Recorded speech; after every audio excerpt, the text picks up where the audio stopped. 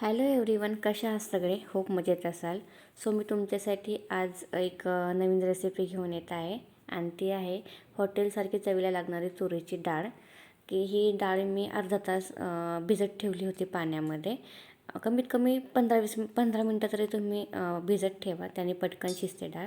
तर मी कुकरमध्ये डाळ काढून घेतलेली आहे आणि इकडे एक कांदा चिरून घेतला, एक टॅमॅटोसुद्धा मी चिरून घेतलेला आहे. टॅमॅटो छोटा घेतलेला आहे दोघांसाठीच आहे आणि एक कांदा छोटा चिरून घेतला आहे. खडे मसाला मी थोडासा घेतलेला आहे. जास्त खडा मसाला यूज करू नका, कारण आपण गरम मसालासुद्धा नंतर यूज करणार आहे. आणि कुकरमध्ये मी डाळ टाकले. डाळ टाकल्यानंतर जो कांदा आहे, आपल्याला काही फ्राय वगैरे करून काही घ्यायचा नाही आहे. डायरेक्ट कांदा चॉपिंग केलेला आणि टॅमॅटो त्यामध्ये ॲड करायचा आणि खडा मसाला त्यामध्ये ॲड करून घ्यायचा.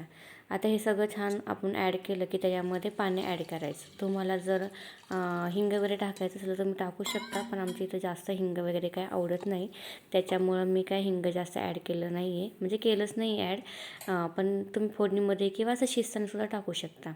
पाणी ॲड केलं तुम्हाला कसं घट्टसर पाहिजे किंवा काय तुम्ही तसं ॲड करू शकता. त्यानंतर मी हळद ॲड केली, नंतर तेल ॲड केलं. तेलाने पण खूप छान शिजते डाळ आणि हळदीने खूप छान कलर येतो.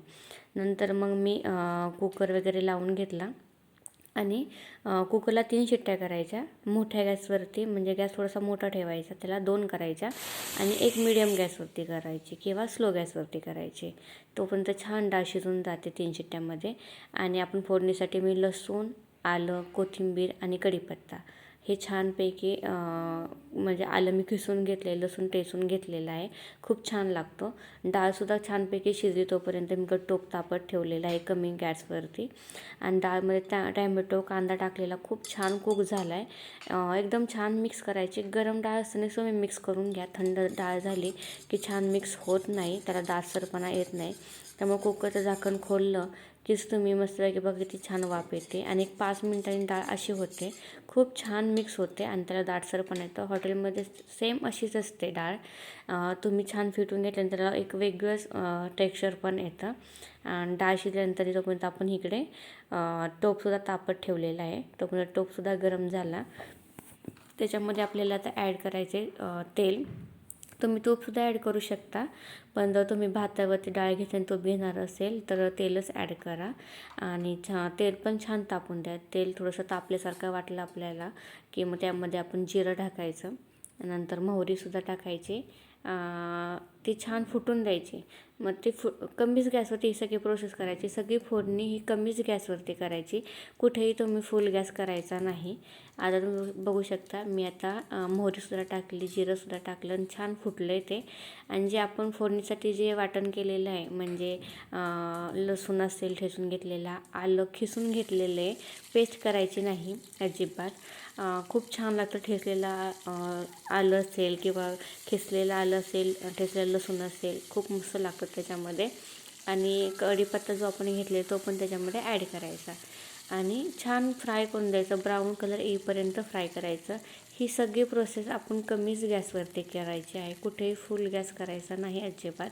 त्याने काय होतं, फुल गॅसवरती ओढून धरतं आणि करपून जातं सगळ्या गोष्टी, कढीपत्ता वगैरे. तुम्ही बघू शकता किती स्लो याच्यावरती ते फ्राय होते. आता मी हळद टाकले. हळद मी जास्त नाही टाकणार आहे, कारण की ह्यात थोडी टाकली आणि डाळ शिजताना पण थोडीशी टाकलेली, का तर डाळीलासुद्धा खूप छान कलर यायला पाहिजे. छान कलर येतो डाळीला. आणि बघू शकता त्याला किती छान तेल सुटलेलं आहे. आता तुम्हाला हिरवी मिरची तुम्ही टाकायची असेल टाकू शकता, पण जास्त करून लाल तिखटच टाका तर हॉटेलसारखे होईल. त्यामध्ये आता मीठ ॲड केलं आहे मी चवीनुसार आणि लाल तिखट घरचं यूज केलं आहे. आता मी गरम मसाला टाकला.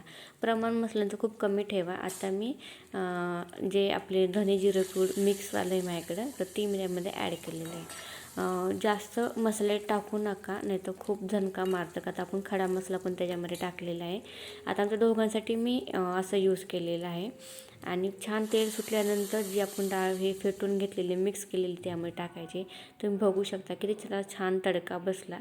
आणि ही सगळी प्रोसेस मी कमीच गॅसवरती केलेली. तुम्ही बघू शकता किती छान दाटसर झालेली डाळ. छान अशी मिक्स करा. मला थोडंसं अजून पाणी ॲड करायचं आहे आणि थोडीशी मला त्याचं हे वाढवायचं आहे. आमच्या दोघांना पुरेल अशी करणार आहे मी.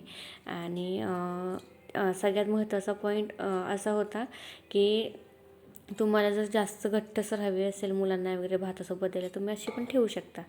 पण मला थोडीशी जास्त पातळ पण नाही पाहिजे, जास्त घट्ट पण नाही पाहिजे, म्हणून मग जास्त मी काही पाणी नाही ॲड केलं. एकच हे केलेलं आहे, एक छोटासा ग्लास, आणि त्यामध्ये कोथिंबीर ॲड केली मस्तपैकी. आणि बघा ही सगळी प्रोसेस मी कमीच गॅसवरती केलेली आहे. आणि आत्ता फुल गॅस करायचा आणि एक उकळी काढायची फक्त, याच्या व्यतिरिक्त काहीच करायचं नाही. तुम्ही बघू शकता खूप छान दिसते सुद्धा आणि चवीलासुद्धा खूप छान झाली होती, उत्तम लागत होती, जशी हॉटेलमध्ये आपण खातो. याच्यासोबत जिरा राईस वगैरे तुम्ही भात बनवला तर खूपच मस्त लागते. ह्याला मस्तपैकी मी एक उकळी काढून घेतली आणि आम्ही जेवायलासुद्धा घेतलं.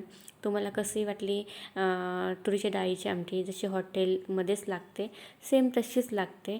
सो तुम्ही नक्की ट्राय करा. तुम्हाला आवडला व्हिडिओ तर नक्की शेअर करा, कमेंट करा आणि चॅनल आपल्या सबस्क्राईबसुद्धा करा. त्यासोबत मी चपाती, कांद्याची पात, मुगाची डाळ टाकून केली होती.